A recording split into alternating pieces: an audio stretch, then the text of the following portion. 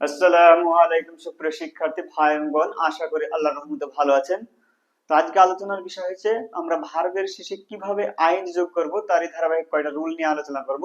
তো আমরা জানি যে যত প্রকার কন্টিনিউয়াস টেন্স আছে, এই কন্টিনিউয়াস টেন্স তৈরি করতে গেলে আমাদেরকে মূল ভার্বের সাথে আইন যোগ করতে হয়। অর্থাৎ সেটা হতে পারে প্রেজেন্ট কন্টিনিউয়াস, হতে পারে পাস্ট কন্টিনিউয়াস, হতে পারে ফিউচার কন্টিনিউয়াস।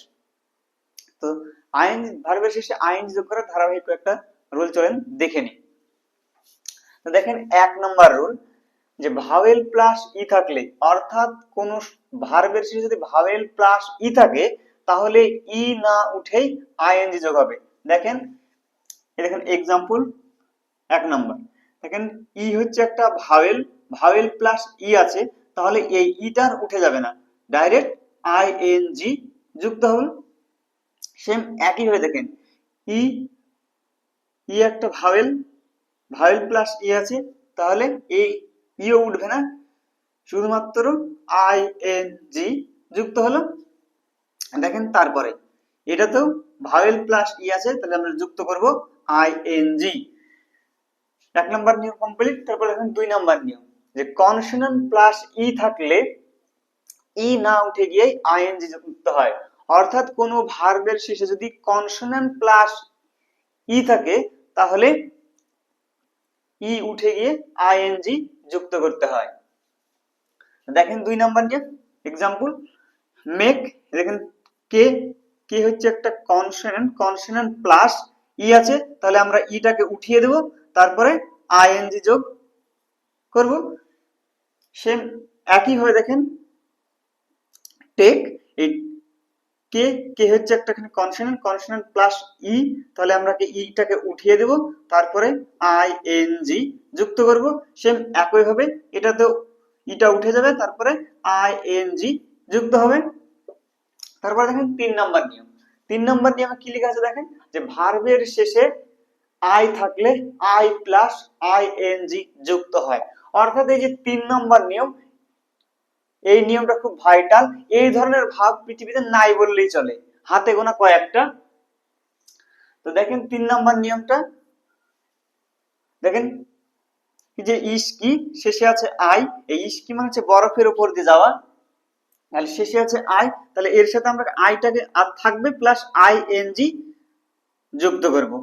তারপর দেখেন ট্যাক্সি, এই ট্যাক্সি মানে হচ্ছে সামনের দিকে যাওয়া, তাহলে শেষে আছে আই, আমরা যুক্ত করব আইএনজি।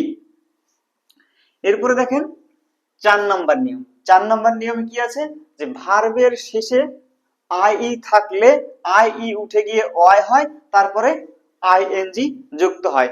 অর্থাৎ কোন ভার্বের শেষে যদি আই থাকে তাহলে আই উঠে যাবে, তারপরে ওয়াই হবে, তারপরে আমরা আইএনজি যুক্ত করব। তো দেখেন 4 নাম্বার নিয়ম। 4 নাম্বার নিয়মটা কি আছে দেখেন, লাই শেষে আছে আই, তাহলে আই উঠে যাবে, ওয়াই হবে, তারপরে আইএনজি। সেম একই ভাবে দেখেন কোন ভার্বের শেষে যদি আমরা পাই তাহলে টাকে স্কিপ করে দেব, তারপরে ওয়াই নিয়ে এসে আইএনজি যুক্ত করব। সেম একই ভাবে দেখেন এটাতেও তাই, উঠে যাবে, যে ওয়াই হলো, তারপরে আইএনজি। তারপরে দেখেন 5 নাম্বার নিয়ম। 5 নাম্বার নিয়মে বলছে যে কোন ভার্বের শেষে যদি সিভিসি অর্থাৎ কনসোনেন্ট ভাওয়েল কনসোনেন্ট থাকে তাহলে সিভিসিসি অর্থাৎ এই যে কনসোনেন্টটা থাকবে সেটা ডাবল হয়ে যাবে। তাহলে দেখেন স্টপ, এই যে সি ভি সি, তাহলে দেখেন সি ভি সি আছে শেষে, তাহলে আমরা এই যে শেষে যেটা থাকবে সেটাকে আমরা ডাবল করব, তাহলে পি আছে, এই পিটাকে আরেকবার লিখবো, তারপরে আইএনজি যুক্ত করব। দেখেন পুট সি ভি সি, তাহলে একটা টি, এইটা ডাবল হয়ে যাবে, তারপরে আইএনজি যুক্ত করব। সেম একই হবে এটাতে কি আছে ফরগেট, এই যে সি ভি সি, তাহলে আমরা কি করব, সি ভি আছে, তাহলে সি ভি সি সি করব, এই টিটাকে ডবল করব, তারপরে আই এন জি। আশা করি টপিকটা বুঝতে পেরেছেন। যদি বুঝতে পারেন তো লাইক কমেন্ট শেয়ার করে পাশে থাকবেন।